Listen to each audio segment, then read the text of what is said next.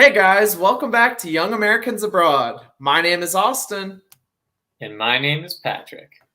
And welcome to our show.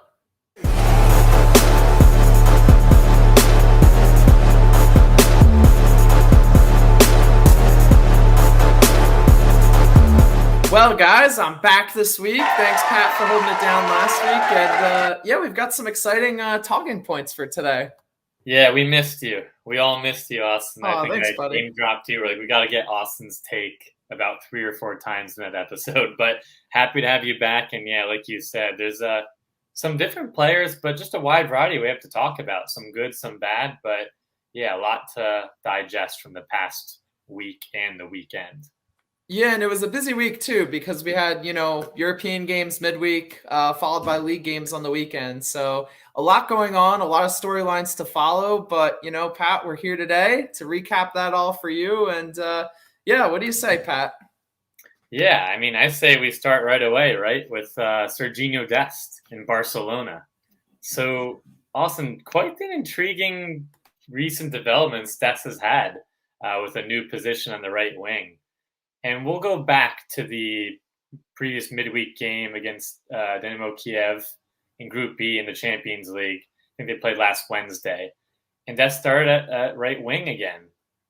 He did move back to right back in the second half, but nonetheless, he put up pretty good numbers up top again. A lot of dribbling. I think 7 of 7 dribbles completed. 13 duels won the game as well, and 3 shots taken, forcing 1 tough save. So obviously, PK had the winner. Wasn't involved with that, but nonetheless, created a lot of havoc on the flank, and something a lot of the fans, all of us, were intrigued on, and obviously, I'm sure Barca fans were too. But yeah, just kind of fascinating to see him more up top there. What are your thoughts on that, Austin?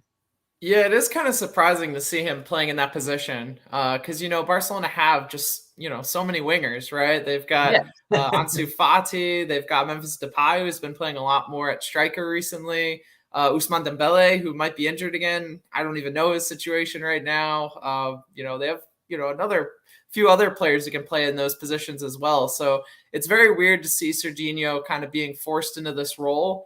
And we've seen him, a few times up in that pushed up role there on the right for the U.S. and certain moments, not for full games or anything, but definitely would have thought we'd seen that more on a national team level, not at Barcelona, right? Like the Kings of Spain. It's pretty crazy to me. The Kings of CONCACAF, the Kings of Spain, but we'll see. If they're the Kings any longer. True. Yeah. But with that, right, we'll kind of just pivot to the El Clásico game where Real Madrid got the best in a 2-1 win. And I think, I don't have the exact numbers, but I believe Madrid might be up either like 2 or 3 games. It's like 98 wins to 96 and like 2 or 3 draws. So something that's very, very close. And so they unfortunately got the win over Dest. But he again started his 3rd consecutive game at right wing. In the first half, Barca actually played pretty well. They pressed pretty high, dominating possession, forced Madrid into some turnovers there, which one resulted in just a tough. I know you saw it live, and I'll stop and get your reaction. But I had that driving run across, pass across the 18. I think Fati touched on its way over inside the box there, slowed it down a bit, tiny bit of a bobble, but really not much. And Dest had that open sitter. He just skied over the net, and you could see all the fans, the players' reactions. It was painful to see in the highlights, but you saw it live. Yeah, I was so disappointed. I saw it open up for him, and I was like, he's gonna score against Real Madrid, and he just skied it, and it was just so brutally disappointing. Yeah, not a great moment. Yeah, it was tough, and then even worse, I think Alaba scored his first Madrid goal not so long after, and then it was just a lot to come back from. But Barca didn't play that horribly, to be honest. And then second half, again, Dest shifted back to his regular right back spot there and ultimately provided the assist to Sergio Aguero for his first Barcelona goal in the last minute. I think it was like the 95th, 96th minute of stoppage time there.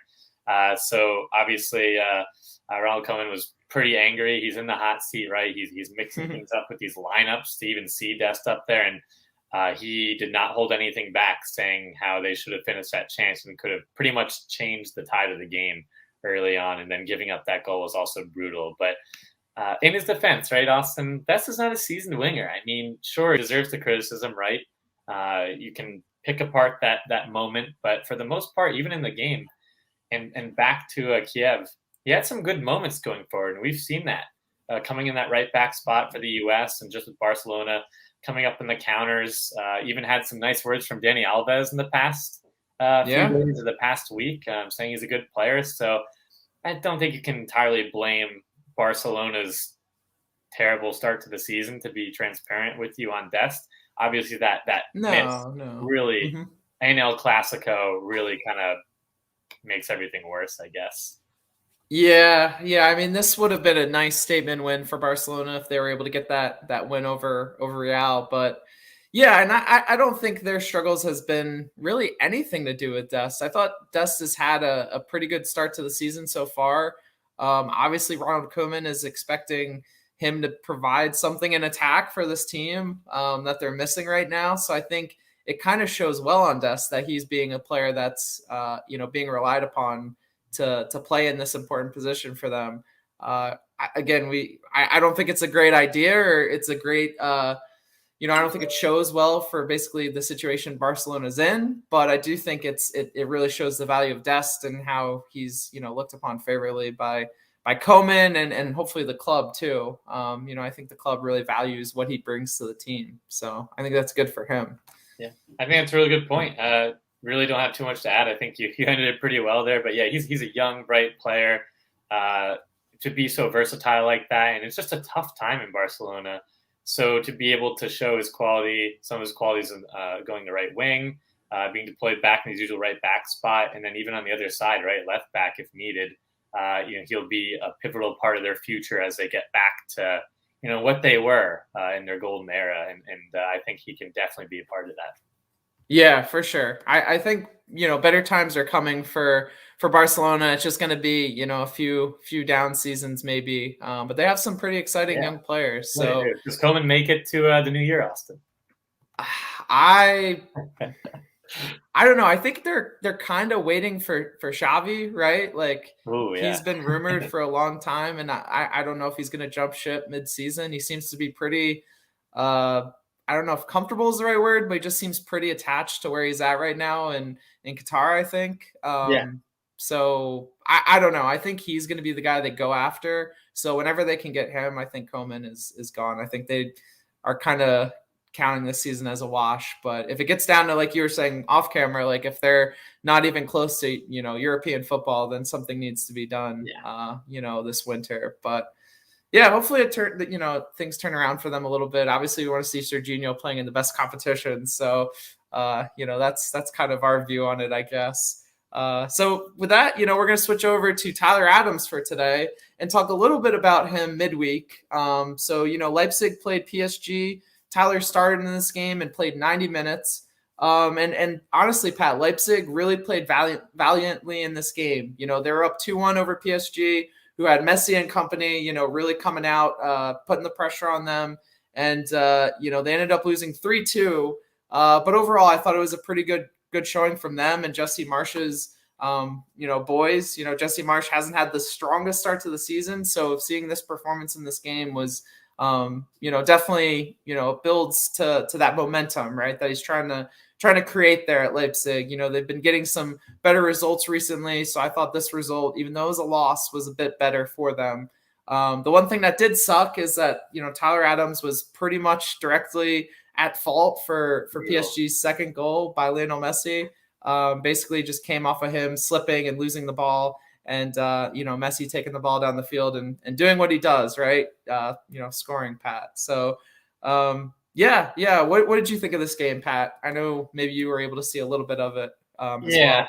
Yeah, some of the highlights, I'll be honest, I didn't get to watch the complete game. But, yeah, I think it's just a better showing. What was it? I think it was Leipzig, right? They had a really bad result against Man City. Didn't Man City put 5 or 6 on them? And that was brutal. So really again, PSG is a top team, and that you can only contain some of the best attackers in the world for so long. Again, obviously, it was tough for Adams to lose. I don't know if it was his bearings, right? You're just kind of getting picked off there and just losing the ball in a bad spot, right, to counter and have the best attackers in the world have that opportunity with more strength in numbers. But yeah, I think overall Leipzig's starting to slowly turn.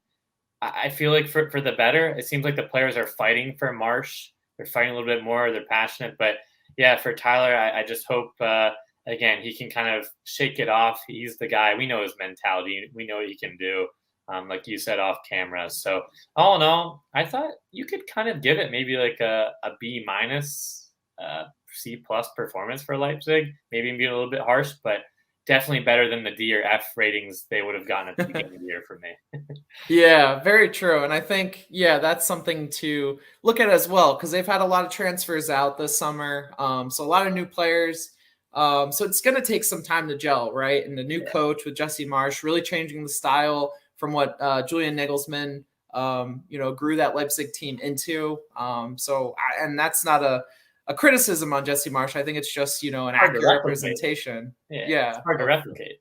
Yeah, exactly. And change is always difficult. So, I think they're heading in the right direction now. This weekend they were able to get a 4-1 win over Greuther Fürth, where Tyler Adams came in and played the final 26 minutes for. So that was, another good result, another W in the win column. And, I think it's been interesting in the perspective of Tyler, right? Like he really was one of Jesse Marsch's men to start the season, was in, every starting lineup in preseason, was in those first few games where they were playing not so great, but Jesse was really relying on him to kind of lead this team and be one of his guys that he had on the field game in and game out. And that's not necessarily the case right now. He's kind of in and out of the lineup. I don't think Leipzig really have a set starting lineup. So with that, I will say that, he's not maybe the first choice center midfielder on the team, but I don't think they really have a set starting lineup, so to speak. So, it's a little bit different than the beginning of the season is, I guess, what I'm trying to say. But overall, I think he's still in a good, position. I think, again, they're gaining momentum, right? Like this team is turning around a little bit from, where they were in the beginning of the season. So I think that's positive. Yeah, I think that's really positive. And again, I hope this comment doesn't come back to bite me, and I'm knocking on wood, but he has been healthy. He has been getting game time for a really top club in the Bundesliga and Champions League. It's fantastic. He's still so young. We kind of forget about that. He feels like, to me, he should be like 29 or 30. I feel like he's been watching from New York to all the way where he's gone. And but yeah, it's just awesome to see them turn the corner a little bit, still with a weary eye onto how they'll do, sink or swim. It's going to be really pivotal that they finish off the next month or two here with good results and getting closer to that Europa Champions League spot, But yeah, I mean, what do they have? Austin Campbell, Lamer, I think, has been more on the bench. Haidara well has been playing there. Yeah. So like you said, I don't see a reason why he could step it up and be that first choice, but in that six. But at the same time, it's very a toss up. It's a mix right now, but they're turning that corner, and if he wants to be part of that next wave to really push for Champions League, he's got to cement in the next few games here. Yeah, and I think that gives us kind of a good transition to our next player for today, a young player who's trying to make himself over in Europe, right? And someone that is in kind of an interesting situation himself right now. So who would that be, Pat? Yeah, and that's Bryan Reynold, BBB. So Big Bad Bryan, yeah Big Bad Bryan against Big Bad Mourinho. But yeah, we'll kind of just go back again to the Europa Conference League game where Mourinho suffered the biggest defeat of his coaching career. Roma lost 6-1 to the Norwegian champions, Bodo Glimt. And yeah, Reynolds got the start. And it had been a while, right? I think we saw him feature once or twice in the first team and really hadn't seen much of him. You heard Mourinho's comments a while back with maturity and some of the other players, right? And he had to select players that he wanted to start and brought in. But yeah, it was brutal. And I think Scaretta mentioned it too on his website, that if there's one saving grace from the game in that American perspective, it was that Reynolds really couldn't have done much on 5 of the 6 goals, they all came from the left flank of Roma's, where obviously Reynolds is on the opposite side. Unfortunately, it was directly at fault for the 5th goal. He kind of was caught, lack of concentration. Attacker went right behind him, but at that point, again, no excuses, but I'm sure a lot of players checked out at that point. But it's just a tough look in the 78th minute there. And Mourinho even said, Austin, that he said, in a quote, "I never disguised the fact we were a squad with real limitations. We have 13 players who represent one team. The others are on a different level. We lost against a team that showed more quality on the night. It's that simple." But that he really pretty much said 13 players, the rest can just sit up in the stands, which is exactly what happened over the past weekend there against Napoli, where Reynolds, I think, Kumbala, Diawara, Mayoral, Gonzalo Villar, a bunch of them were not even in the stand, in the substitute, box or air, right? They were up in the stands, not even dressed. So that just shows this is a pretty brutal situation. And Austin, what is your take on that? My take is that Jose Mourinho should go back to being a football pundit. Yeah, I just think he's managing this team all wrong. And that's not even from an American perspective. Like some of the players you named there, like Kimbula, Diawara is even, pretty quality player. I mean, they're not, top players, right, in Serie A, but they're definitely players that can play at Roma and provide, a difference in that team.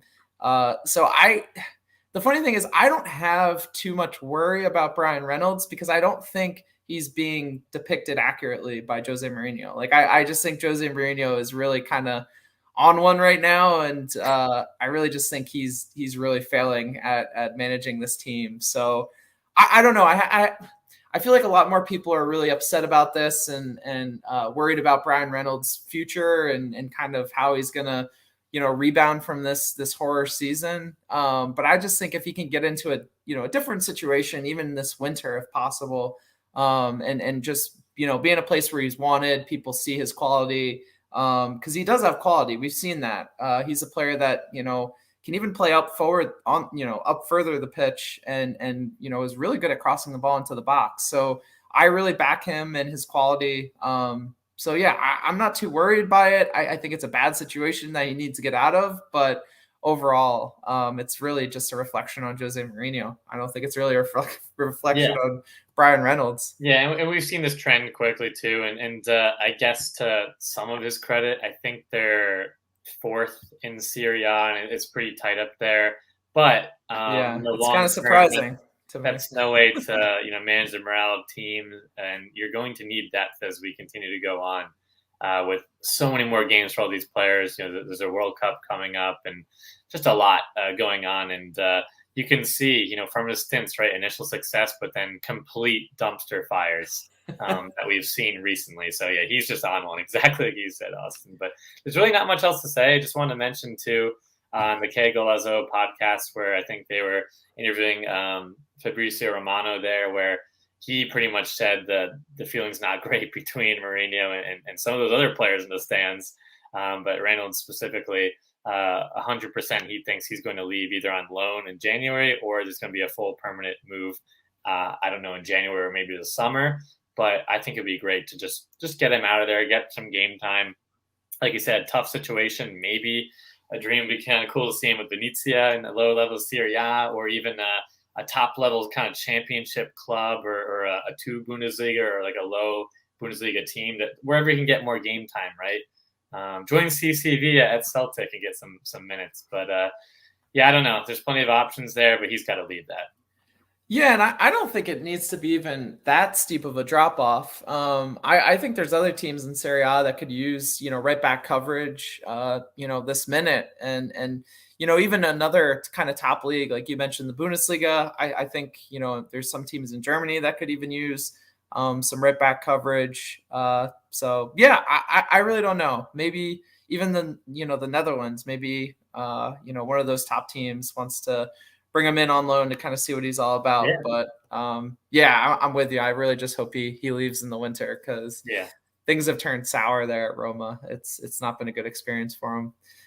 So speaking of teams in the Netherlands, right, Pat, we've got Dante Sealy today we got to talk about. Ooh. So this weekend he scored 3 goals for Jong PSV for a hat trick in their 5-3 win over Almere City. So, really exciting to see that on the scoreline, right? We were all kind of watching Foot Mob this weekend and saw those goals come in, and we're really excited about it. In watching the replays of this game and seeing these goals, Dante just did a really good job kind of getting into the box, making some good intelligent runs, and finishing the ball when it came to him. That's kind of how he scored all 3 of these goals. And it looked like he was playing predominantly on the left in this game as a left winger. And we know from his time at FC Dallas, he's comfortable playing kind of on both wings, can also play in the middle as like a center forward or a secondary striker. Really cool to see him getting game time there at Jong PSV in the positions where he's comfortable, most comfortable. And so far this season, he has 5 goals and 9 appearances. So that's some pretty good production. And, the goals have been coming for him recently. This is, his 9th game, like I said, playing for Jong PSV.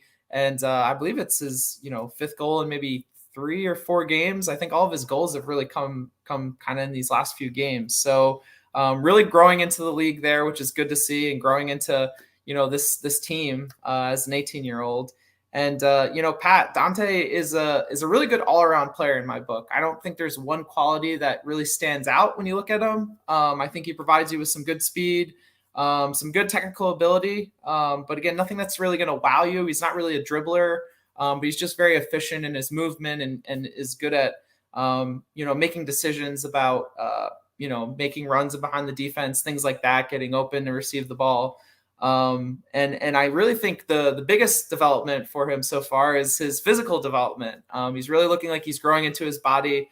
As an 18-year-old now, was a little bit undersized last year at FC Dallas, but looks like, that's not the case anymore. So, Pat, I really just think he's a player to watch for the future. Still super young, someone who's always wanted to go abroad from a young age. He was trialing at PSV when he was 16. Now that he's finally over there, it looks like he's, getting his chance and really making the most of it, which is exciting. Yeah, and it's awesome. I mean, that's a great club to develop at, and we've seen some players in the past, right? Some products, American prospects in that second division, over there in the Netherlands. So yeah, great place to be. And like you said, just he's still young. He's 18, developing those skills.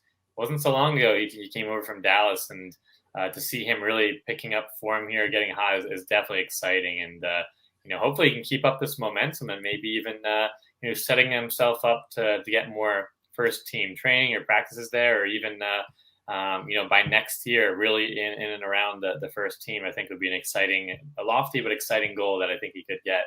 But yeah, just kind of funny that you mentioned there. We have a lot of those players too. It's kind of unique and awesome that they can do so many different things. Maybe they don't wow you in certain areas, but kind of that all-around utility-esque type of player that can fit into different schemes or different areas. So that's kind of interesting that you mentioned that, and really excited for him. Yeah, and I think we'll get to know a little bit more about Dante the more we see of him, and honestly, potentially seeing him on this U20 team for the Revelations Cup that was just announced today, Pat, right? Finally. In Mexico. Yet, right? Yeah, it's been a long time coming. That's how I feel.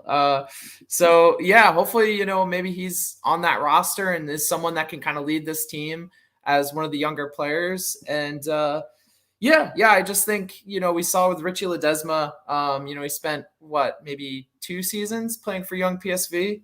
Yeah. And really kind of honing his craft, really getting some looks in the first team because of the way he played in this team there. So, opportunities can arise from playing well at this level.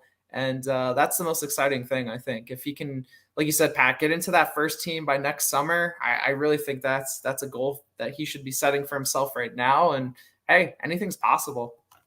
Couldn't agree more. Great place to develop over there. But yeah, shifting gears here to a really exciting player that we really haven't talked about, Austin. Really intrigued to dive in, watch a little bit more, but on the rise here. Everybody's talking about him, USMNT Twitter, and that's Alan Soñora for Independiente, where just to kind of recap, where he has gone this season, the first 4 games, he was on the bench, and then all of a sudden came alive and has started the last 12. First 4 were at kind of defensive midfield position. Then he moved up to that CM attacking mid, that 8 or 10 type of role, and then even some appearances at right wing, but most recently attacking mid, where he's had 3 goals and 3 assists in the league. And I think in August he was named the Player of the Month in the Argentinian league. So he's really come alive, Austin. I think he's 22 or 23. I think he's 23, but really versatile in the midfield where he plays. I think he really started out the 6'10", then they moved him back to that 8, right, defensive mid. Adjusted well to that. His work rate's fantastic, but they bumped him up a little bit more to that attacking mid where he's generating a lot of chances. Key shots, finding space there. He's understanding where the pockets of space are, and then fantastic left foot with set pieces, and some of those that you can see, with his goals. So areas he'll improve, right? Some of the sloppy touches and some lapses there in control, which he'll get over time. But his work rate, man, that left foot is something that could be of use here for the national team. So really excited about his rise. Yeah, and he looks like a pretty technical player as well. Still pretty young. 23 is not, super young, right? But it's definitely someone who has some room to grow and could be, making a move here to another league that could really challenge him even more. That's what it sounds like, right? Like he's really built himself up and has gotten a lot better over the past year and a half. And that's what the buzz is right now. It sounds like maybe there's a move in the future. That could really help him. So yeah, I'm excited about him. I don't know if he's ever going to be, a lock first teamer for us, but maybe he's one of those players that gives us that depth, right? That we talked about a little bit earlier. Someone that can come in a pinch and really provide something for us in, a few runs of games where we have some injuries, things like that. We've got a lot of games coming up. So I'm excited about it. It's a lot of high volume. And like you said, his contract is up, I think, December of 2022. So it'll be interesting to see kind of what transpires there. At least on Transfer Market, it said that.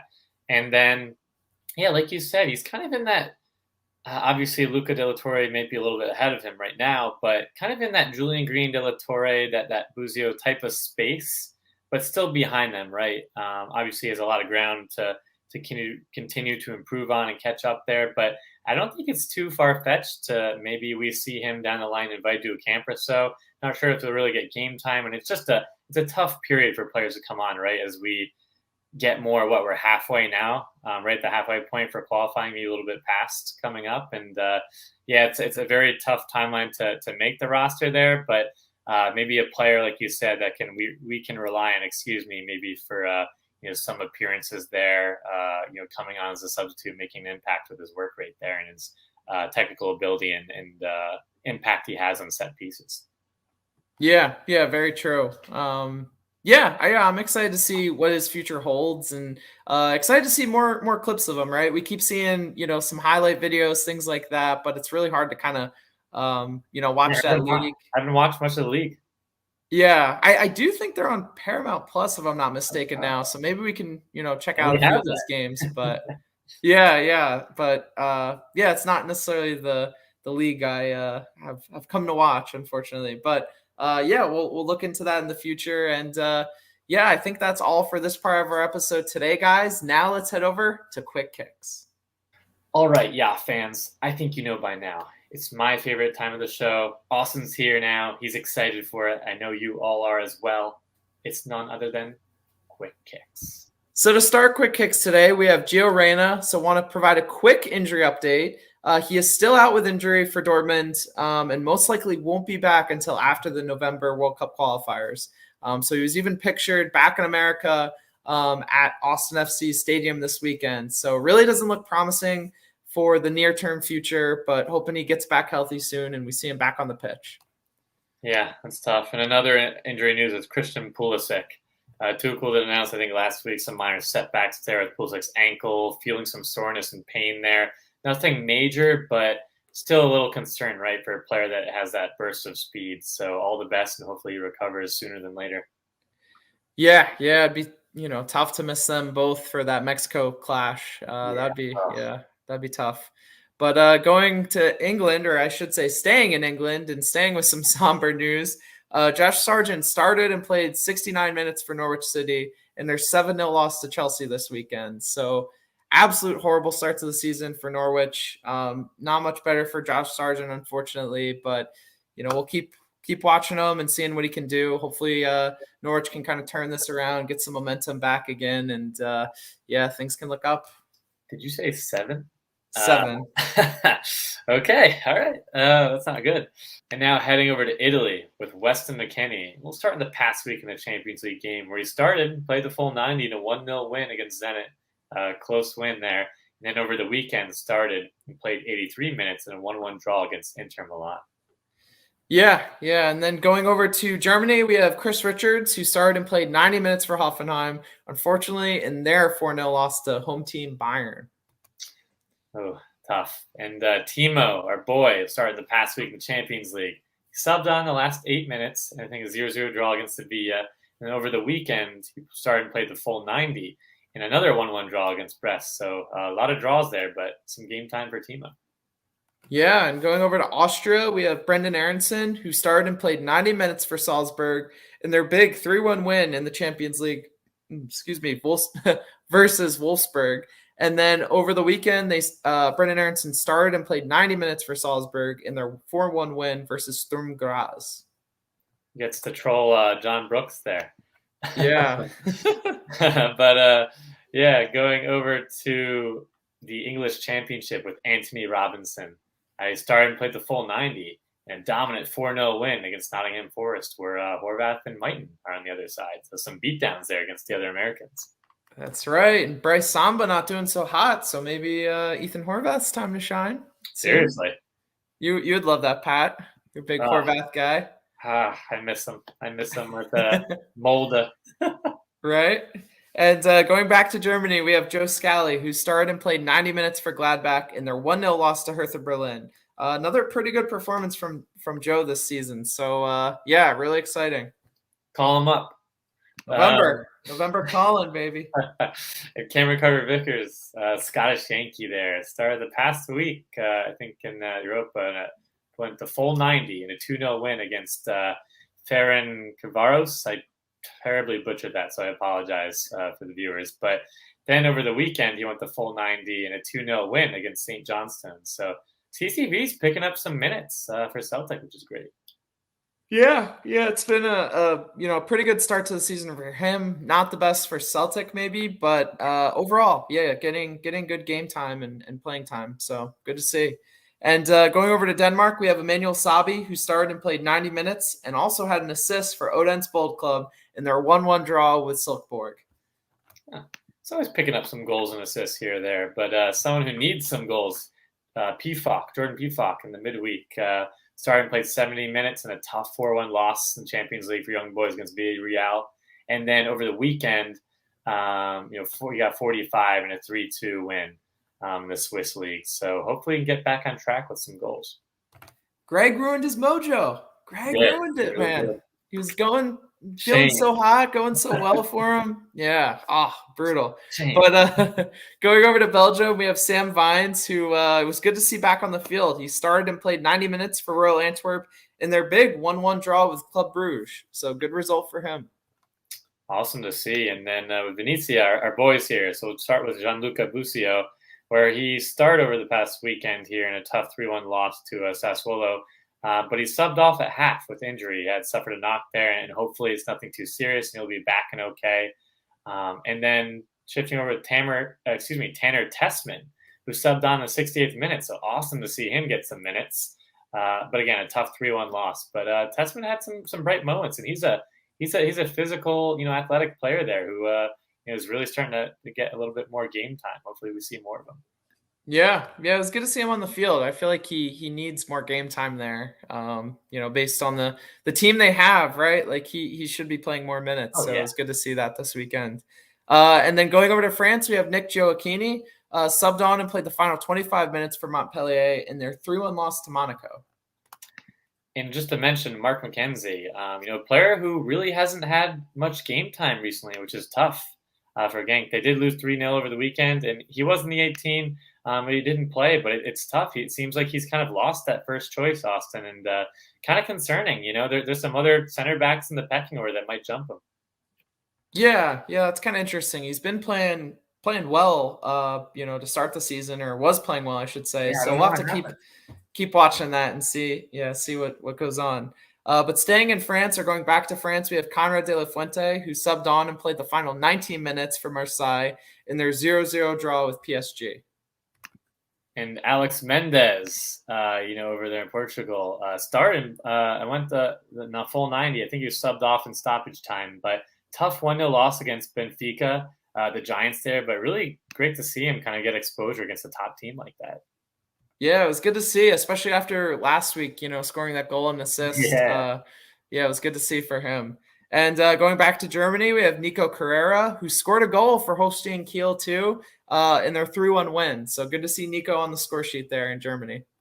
Yeah, absolutely. And talk about Florian Balogun there. For Arsenal's U23s, he started and played 90, scored a goal in a dominant 4-0 win over Everton. There's been a lot of rumors and talk there. I think his time at Arsenal is probably coming to an end, Austin. Yeah, quite interesting. I really thought he was going to get more first-team minutes this year. Yeah, has been scoring at the U23 level, so I don't think it's the worst.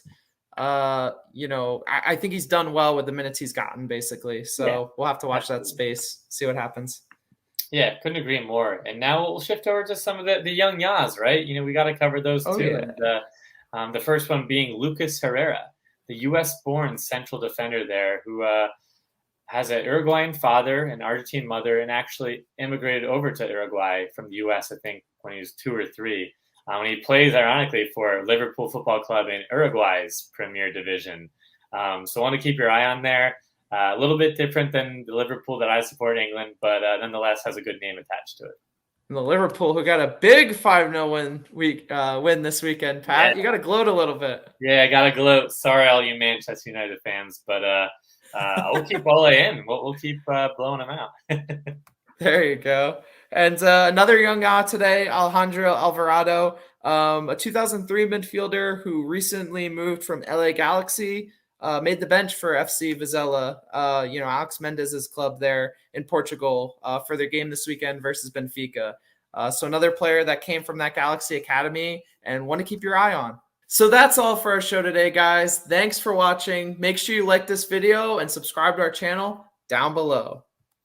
Don't forget Instagram, Twitter, all that social media content we're providing to you with so many games and tournaments and World Cup qualifying will never run out. That's true. And we also have our merch store that launched this summer. We're hoping to put some more, content up there pretty soon. We got a few designs in the works, but really just need to finalize them and get them up on the website. So make sure you check back with us, in the next few months or so. And we're really excited about it. So check us out. Yeah, awesome. We got the Black Friday, the holidays coming up. So we'll have some stuff going on there in the works. But just kind of a mixed bag of results here, right? But it's good to get some of the bad stuff out of the way, and hopefully some of our players recover from injuries sooner than later. But it's a lot of folks, right? A lot of eyes on this World Cup qualifying window against our bitter rivals there. And then I think we play Jamaica too. But just a lot of excitement building up for November, Austin. That's right. It's going to be a lot of fun seeing, us go back, at Mexico and, really give them a run for their money again, right? Like all the pressure's on our side now after we won this summer.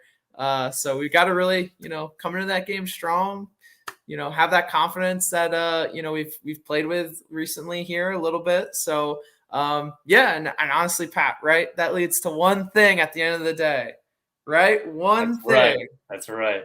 And that is one day we will win the World Cup.